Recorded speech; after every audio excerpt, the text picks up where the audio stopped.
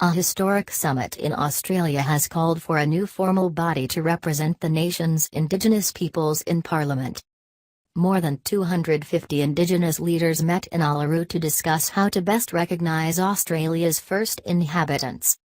Crucially, they rejected the idea of constitutional recognition, an idea that was criticised as merely symbolic. Instead, the delegates called for a constitutionally enshrined voice in Parliament, and a path to a treaty. The First Nations Convention said it would only accept substantive constitutional change and structural reform that was not simply a statement of acknowledgement.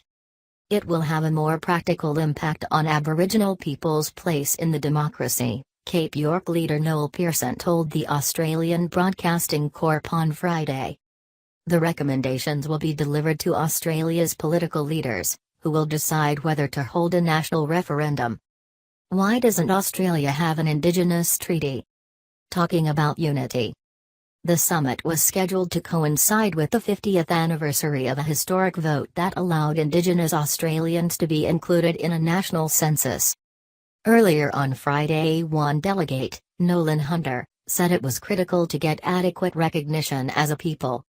Like any gathering, it is very hard to get a consensus, because we have a diverse range of views and people with differences of opinion, Mr. Hunter told the BBC. Prime Minister Malcolm Turnbull and opposition leader Bill Shorten declined invitations to the meeting, not wanting to influence discussions.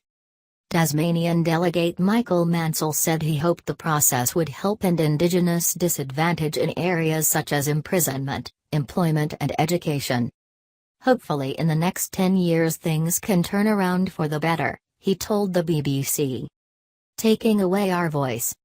On Thursday, 7 delegates from the states of Victoria and New South Wales abandoned the summit over fears it was focusing too much on constitutional recognition. We as sovereign First Nations people reject constitutional recognition, Victorian delegate Lydia Thorpe told reporters. We do not recognise occupying power or their sovereignty, because it serves to disempower, and takes away our voice,